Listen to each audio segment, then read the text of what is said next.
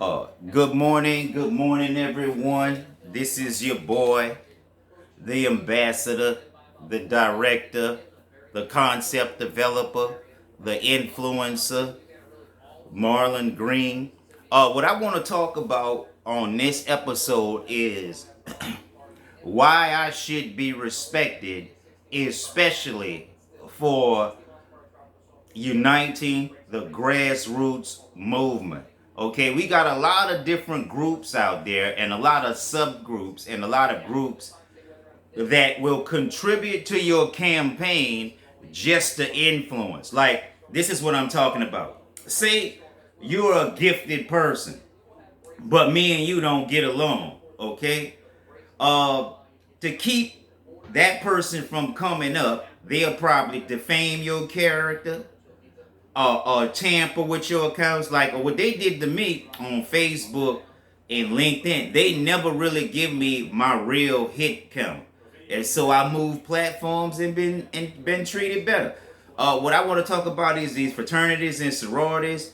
The police are fraternity, and these sub educational groups are fraternities and sororities, and all throughout society there's fraternities, sororities, occult groups, special interest groups, collaboratives, collectives, and all kind of other shit. Look, what we need to do is we need to come under one or two banners, because there's a lot of grassroots campaigns out there.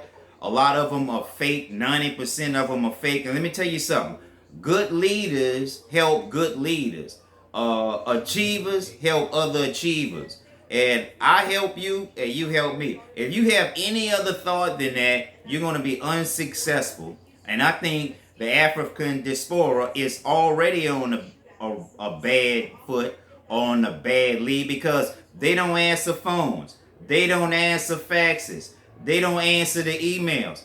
I do the same shit to the courts, the corporations, and the other grassroots communities. So don't respect them if they don't respect you, especially if they don't respect me. Because how you solve problems these days, you got to make a formal complaint. Now, you can't be doing all of this protesting if you don't have a written formal complaint in. Now, sometimes you have to do it different, because they're not going to take a formal complaint. They're going to throw that shit in the trash. Then, you know what I'm saying, they don't have no excuse not to hear you, because they cutting off the facts. They not answering the emails. They not answering the attorney letters, and they just fucking sit there. You know why they sit there? Because they fucking people doing it, and even if you go through the right channels, they not gonna do a fucking thing. And so the shit can go back and forth until somebody get fucking hurt. You know who they gonna blame? They gonna blame the African American. And let me tell you something about this racism. This fucking racism was here before Donald Trump.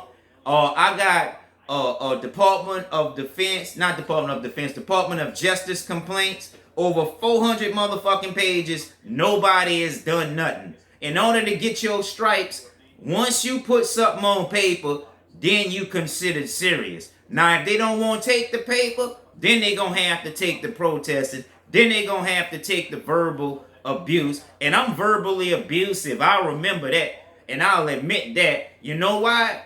And confront me about this shit 20 years later, and I'll tell you the same thing. Yeah, I'm verbally abusive, because half of y'all are dumbasses. You can tell you 3 or 4 times regular, it wouldn't work. I have to cuss you out just to motivate you. That shit don't make no sense for me, and I don't have time to raise grown ass people.